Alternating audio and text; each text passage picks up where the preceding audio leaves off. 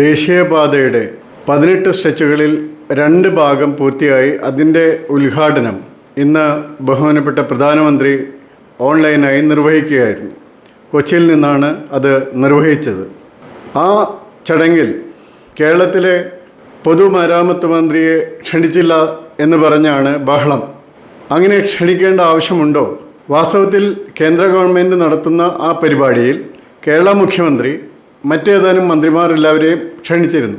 കേരളത്തിൻ്റെ മുഖ്യമന്ത്രിയും ഒക്കെ കൃത്യമായിട്ട് പറഞ്ഞിട്ടുള്ളതാണ്, അതിൽ കേരളത്തിന് യാതൊരു ഉത്തരവാദിത്വമില്ല. ആ റോഡ് ഒരിക്കൽ ഒരു സ്ഥലത്ത് ഇടിഞ്ഞു വീണു. അന്ന് പറഞ്ഞു, ഇത് കേന്ദ്രത്തിൻ്റെയാണ്, ഞങ്ങളുടേതല്ല, ഞങ്ങളുടെ ഇതിലൊന്നും ചെയ്യുന്നില്ല, എല്ലാം കേന്ദ്രത്തിൻ്റെ ഉത്തരവാദിത്തമാണെന്ന് പറഞ്ഞു. ഇപ്പോൾ ഉദ്ഘാടനം വന്നപ്പോൾ അങ്ങനെയല്ലാത്ത ഒരു സ്ഥിതി പോലെയാണ്. അപ്പോൾ കേരളത്തിനെ ആര് റെപ്രസെൻ്റ് ചെയ്യുന്നു? കേരളത്തിനെ റെപ്രസെൻ്റ് ചെയ്യുന്നത് അവിടെ മുഖ്യമന്ത്രിയുണ്ട്, ബഹുമാനപ്പെട്ട ഗവർണറുണ്ട്, അതുകൂടാതെ മറ്റ് 1-2 മന്ത്രിമാരുണ്ട്. പൊതുമരാമത്ത് മന്ത്രിയാണ്, മസ്റ്റാണ് എന്ന് പറയുന്ന എന്ത് നിയമമാണുള്ളത്? ഒരു നിയമമില്ല. അപ്പോൾ അതുകൊണ്ട് മുഹമ്മദ് റിയാസ്, കേരള പൊതുമരാമത്ത് മന്ത്രി, ഈ കേന്ദ്രം പണിയുന്ന റോഡുകളിൽ റീൽസ് ഇട്ട് അതിനെ പോസ്റ്റർ വെച്ച് അത് ഞാനാണ് പണിയുന്നത്, ഇടയ്ക്കിടയ്ക്ക് ഞങ്ങളിത് ഡിസ്കസ് ചെയ്യുന്നു, ഓരോ മാസം ഇതിൻ്റെ പണി ഡിസ്കസ് ചെയ്യുന്നു, അവർക്ക് നിർദ്ദേശം കൊടുക്കുന്നു എന്നൊക്കെ പറഞ്ഞ് റീൽസ് ഇടാൻ നടക്കാറുണ്ട്. ഇനിയിപ്പോൾ പ്രധാനമന്ത്രിയുടെ കൂടെ നിന്ന് അതിൻ്റെയും റീൽസ് ഇടാൻ പറ്റാത്തതിലുള്ള വിഷമം മാത്രമാണത്. അതല്ലാതെ വേറെ കുഴപ്പങ്ങളെ യാതൊന്നുമില്ല. കാര്യമായിട്ട് കേരളത്തിനെ ക്ഷണിച്ചിട്ടുണ്ട്. കേരളത്തിലെ മുഖ്യമന്ത്രിയെ ക്ഷണിച്ചാൽ അത് കേരളത്തിനുള്ള ക്ഷണമാണ്. അതോടുകൂടി ആ കേരളത്തിനെ റെപ്രസെൻ്റ് ചെയ്യുന്നു.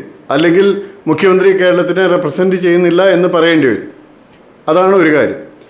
രണ്ടാമത്തെ കാര്യം, ശ്രീ MP രാജേഷ് പറഞ്ഞിരുന്നു, അദ്ദേഹം പ്രധാനമന്ത്രി റിസീവ് ചെയ്യാൻ ചെയ്യുന്ന സമയത്ത് ആധാർ കാർഡ് ചോദിച്ചെന്ന്. ഇന്ന് ശ്രീ സുരേഷ് ഗോപിയുടെ അടുത്ത് നിന്ന് തന്നെ ആധാർ കാർഡ് ചോദിച്ചിരുന്നു. സുരേഷ് ഗോപി പ്രധാനമന്ത്രിയുടെ അടുത്ത് പോകുന്ന ആളുടെ അടുത്ത് നിന്ന് തന്നെ ആധാർ കാർഡ് ചോദിച്ചിരുന്നു. അത് വാസ്തവത്തിൽ ചില കാര്യങ്ങളിൽ SPG ചെയ്യുന്നത് തെറ്റാണ്. പ്രത്യേകിച്ച് SPG ആക്റ്റും ബ്ലൂ ബുക്കും ഒക്കെ അനുസരിച്ച് നമ്മൾ നോക്കുന്ന സമയത്ത് പ്രധാനമന്ത്രിയുടെ സംസ്ഥാനത്തുള്ള പ്രൊട്ടക്ഷൻ്റെ പ്രധാന ചുമതലക്കാരൻ അവിടുത്തെ DGP ആണ്. അതൊരു പേഴ്സണൽ ലയബിലിറ്റി ആയിട്ടാണ് പറഞ്ഞിരിക്കുന്നത്. മറ്റ് എല്ലാ സംസ്ഥാനത്തെ എല്ലാ ഉദ്യോഗസ്ഥരും, എല്ലാ ഡിപ്പാർട്ട്മെൻറ്റിലെ ഉദ്യോഗസ്ഥരും പ്രധാനമന്ത്രിയുടെ സെക്യൂരിറ്റി ഉറപ്പാക്കുന്നതിൽ DGPയെ സഹായിക്കണം എന്നുകൂടി ആ ആക്റ്റിൽ പറഞ്ഞിട്ടുണ്ട്. അതുകൂടാതെ DGPക്ക് വേണ്ടി ADGP ഇൻ്റലിജൻസ് ഈ പറയുന്ന മിക്കവാറും എല്ലാ സ്ഥലങ്ങളിലും എത്തണം എന്നുകൂടി പറഞ്ഞിട്ടുണ്ട്. അപ്പോൾ അങ്ങനെയുള്ളവരെ തടയുന്ന സ്വഭാവവും SPG കാണിക്കാറുണ്ട്. ഇപ്പം ഞങ്ങളൊക്കെ ഉണ്ടായിരുന്ന സമയത്ത് എന്താ സംഭവിക്കുക എന്ന് വെച്ചാൽ, ഈ സ്ഥലങ്ങളിൽ വിമാനത്താവളങ്ങളിലൊക്കെ ഉണ്ടാകുന്ന അവിടെ പ്രധാനപ്പെട്ട ഒരു പോലീസ് ഉദ്യോഗസ്ഥനായിരിക്കും അതിൻ്റെ ചാർജ്.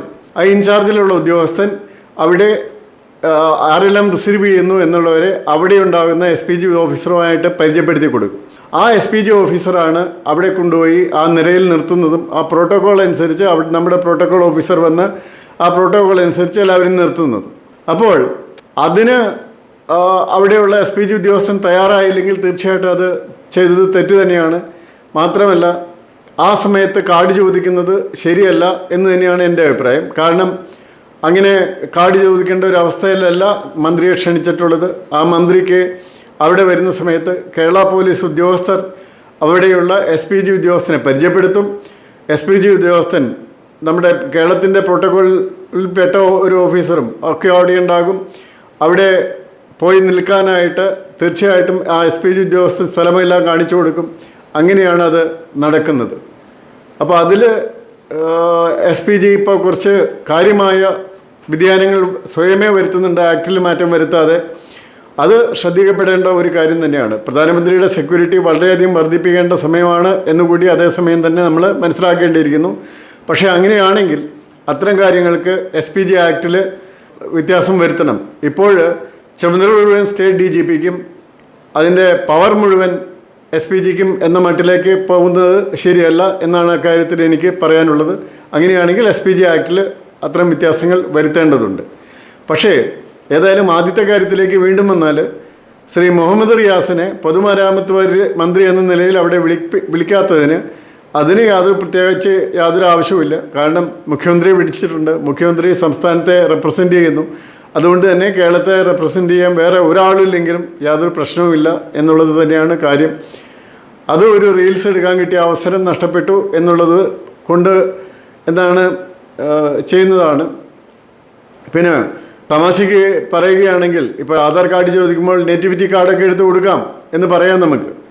പക്ഷേ ആ കാർഡുകൾക്കൊന്നും വിലയില്ല. എല്ലാവർക്കും ഐഡൻറ്റിറ്റി പ്രൂഫ് വേണ്ടി വരും എന്നുള്ളതാണ് ഇപ്പോൾ അവർ ശക്തമായിട്ട് കൊണ്ടുവരുന്നത്.